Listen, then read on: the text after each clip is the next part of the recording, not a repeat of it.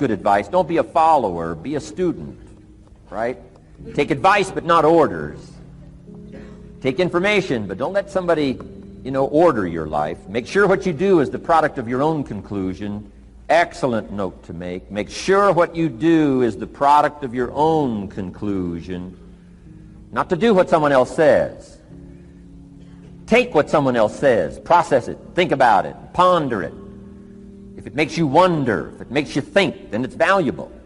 Then when you go take action, make sure that the action is not what somebody told you to do. Make sure the action is the product of your own conclusion. If you'll follow just a little bit of those simple guidelines, I'm telling you, the learning process can be speedy, swift, powerful. Your learning curve can go up, and then applying it to your business, your life, your family, conversations, equities of all kinds. You'll find some progress like I did that first 5 years when I met a teacher willing to share with me, turned my life around. Progress I couldn't believe happened for me. Okay, let's get started. I want to review, I was here last time and we talked about the 5 major pieces to the life puzzle.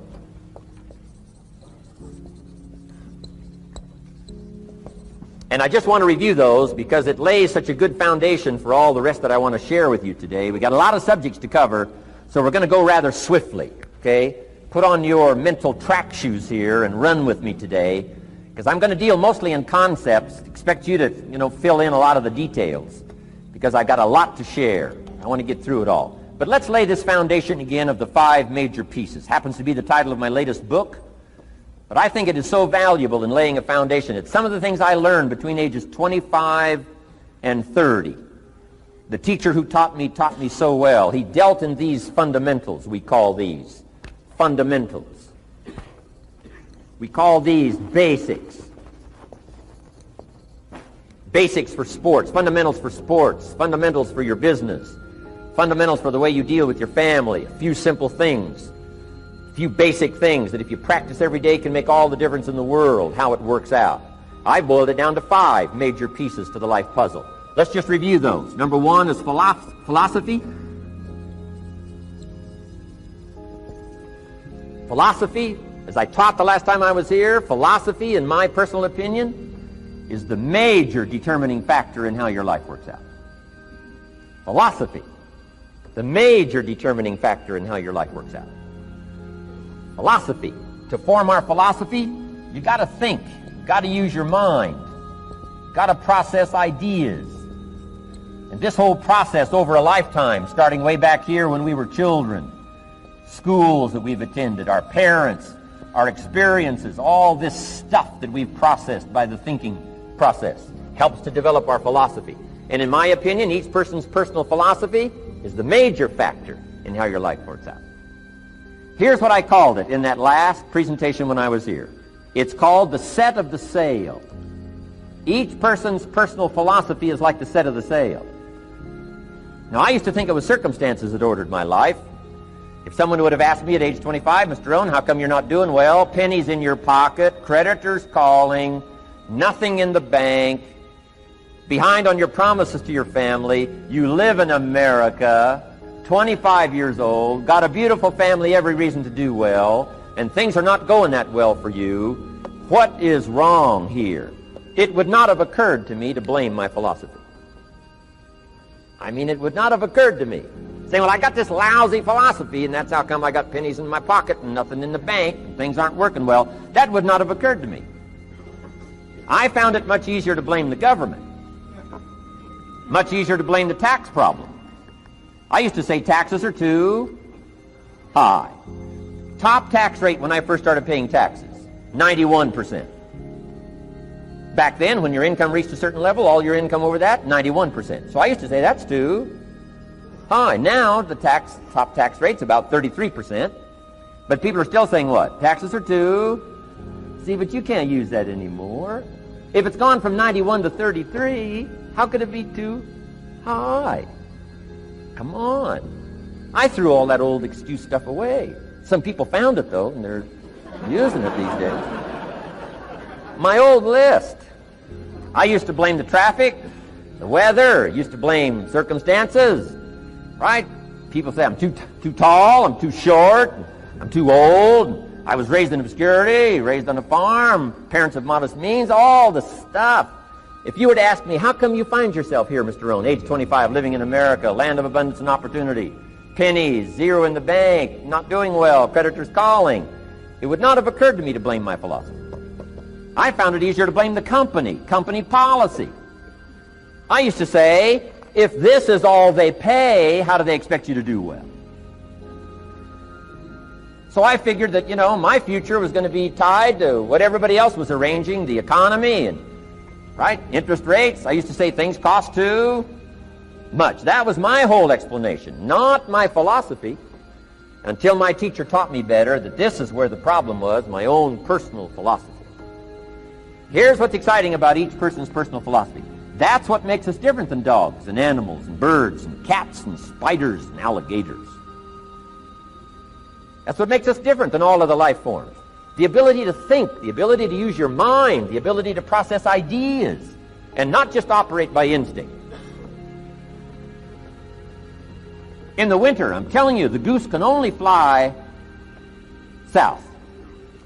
What if south doesn't look too good? Tough luck. It can only fly south. But see, human beings are not like a goose, can only fly south. I mean, you can turn around, go north, you can go east, you can go west, you can order the entire process of your own life. And we do that by the way we think. We do that by exercising our mind. We do that by processing ideas and come up with a better philosophy, a better strategy for our life, goals for the future, okay? Plans to achieve those goals. All this comes from developing our philosophy. Philosophy helps us to process what's available. Well, when we get here, we got seed, and we got soil, and we got some rain, and we've got some what? Sunshine, and we've got some seasons, and what? The miracle of life. Now, the key is, what do you do with all this stuff? How do you turn all this stuff that's available here into equity and promise and lifestyle and dreams and future possibilities? All of this that's possible now with human beings, how do you take all this stuff and turn it into this equities and values? Well, it starts with philosophy. What is the seed? What is the soil? What is the sunshine? What is the rain? Is it possible to take some of each of all the stuff that's available and turn it into food and turn it into value and turn it into nourishment, turn it into something spectacular and unique that no other life form can do? And the answer is yes. But you cannot deal with all this stuff and what to do with it unless you start refining your philosophy. Think, use your mind, come up with ideas, and strengthen your philosophy. So the seed and the soil and the rain and the sunshine, this is called, the economy and the banks and the money and the schools and everything that's available out there, processing information, what to do with all that, and turn it into equity and value. That is the major challenge of life, my personal opinion. So each person's personal philosophy now is going to determine what you're going to do with seed and soil and sunshine and rain and miracle, the change of seasons. That's it. My personal opinion. Each person's personal philosophy is like the set of the sail. That's what this seminar is for today. Help you to trim a better sail. You don't need a better economy. You don't need better seed and soil. In fact, when it comes to seed and soil and rain and sunshine and seasons and the miracle of life, that's all you got. Now, what if you blame this stuff? Then you're blaming all you got. If you blame the economy, and you blame the schools, and you blame the teachers, and you blame the sermons and the preachers, and you blame, the marketplace, and you blame the company and company policy, what else is there? When some people get through with their blame list, there isn't nothing else. That's all there is. And if you blame the only thing you've got to work with, I'm telling you, it's called mistake colossal in not understanding that that's all you've got to work with. And if this is all you've got to work with, then you don't change the seed, and you don't change the soil, and you don't change the rain, and you don't change the sunshine, you don't change the seasons. Right? Guy says, I'll take 3 springs, 4 summers, 9 falls, no winters. No! You can't fool with this stuff. You got to take it like it comes. then what do you change to make your life work well? You got to start with your philosophy. Guess what I had to do at age 25 in order to change my own future? I had to change my mind. I had to change my thinking. I had to change my philosophy. I was messed up on what was causing my problem. And once I got that straightened out, that all the stuff I blamed, the government and taxes and the marketplace and the economy and things cost too much, negative relatives, cynical neighbors, once I got rid of that and started going for where the real problem was, which was me, I'm telling you, my life exploded into change. My bank account changed immediately. My income changed immediately. My whole life took on a whole new look and color immediately. And the early results I got from making these philosophical changes tasted so good, I've never stopped the process from that day until this. And I'm telling you, with a little consideration of the refinement of your sail, by setting a better sail, refining your philosophy, your whole life can start to change from today on. You don't have to wait till tomorrow. You don't have to wait till next month. You don't have to wait till spring. You don't have to wait till 93. You can start this whole process immediately. I recommend it. Now, some people do so little thinking, they don't even have their sail up. I mean, you can imagine where they're going to wind up at the end of this week, at the end of this month, at the end of this year. Now's the chance to change, process all this information. So number one is philosophy. Okay. And we dealt with all that, where we get ideas from personal experience, from other people's experiences. I don't want to get into all those details because we covered that the last time I was here. But philosophy, that's number one, my personal opinion. Each person's personal philosophy. Here's the definition of success and failure. Just make this note. Here's failure. A few errors in judgment, repeated every day. Now, you can automatically assume, Mr. Rohn, I say, I can understand that. A few errors in judgment repeated every day. For 6 years?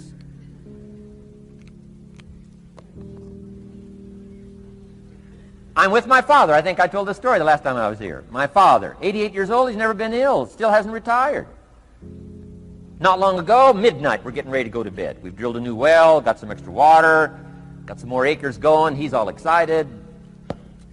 At midnight, we're getting ready to go to bed. My father's eating what he calls his midnight snack. A little bite to eat before you go to bed. Don't have to go to bed hungry. And I'm watching him eat this midnight snack. Guess what he had? An apple, a few graham crackers, and a glass of grapefruit juice. I said, no wonder my father's so healthy. My mom taught us all those good health practices. Taught me when I'm growing up, right? I'm an only child. I've never been ill. Passed the big 5-0 some time ago. My 2 daughters, 32, 33, never been ill. My grandkids, never been ill. I'm telling you, the legacy lingers on. As I watched my father have this midnight snack, suddenly it occurred to me. I know that's part of it. An apple, what? A day. That's gotten to Dallas-Fort Worth, right? An apple. An apple a day keeps the doctor away. Good question for this intelligent audience. What if that's true? You say, well, Mr. Rohn, if that's true, that would be easy to do. Then what's the problem? It's easy not to do. It's easy not to adopt it as your own personal philosophy. Or the guy messed up the saying. Guy says a Hershey bar a day. Say, no. No. You've been watching too much television. It is not Hershey bar. You got to be smarter in philosophy than to fall for the Hershey bar a day when it's an apple a day. You got to be smarter than that. And if you make that kind of an error in judgment every day for 6 years, I'm telling you, it'll accumulate into disaster. Sometimes the first year you say, well, you know, I'm so healthy now, what difference is it going to make? You got to be smarter than that. Just because disaster doesn't fall on us at the end of the first day doesn't mean disaster isn't coming.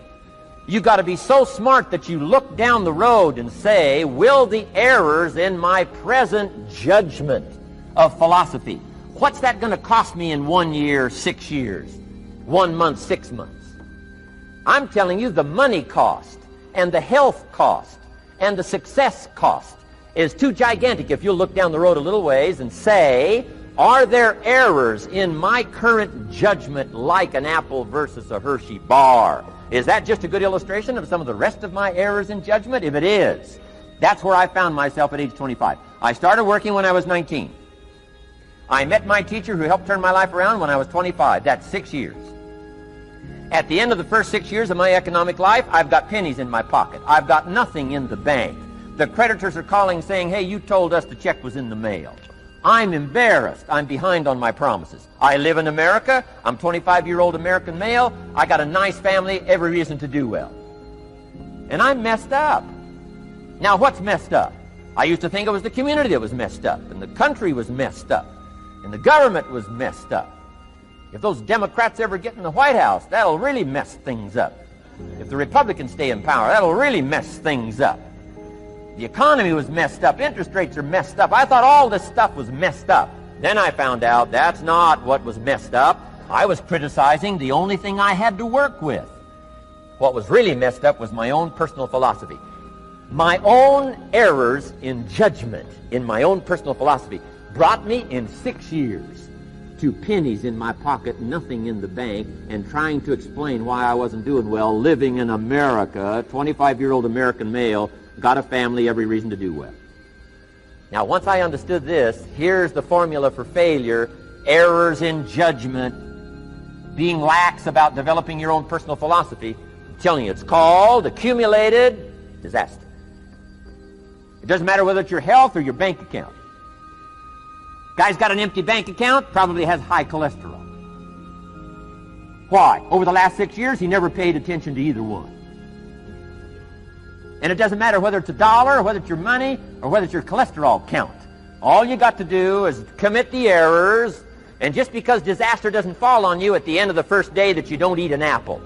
You say, well, I didn't eat an apple today, and tonight I'm not ill. Well, you got to be brighter than that.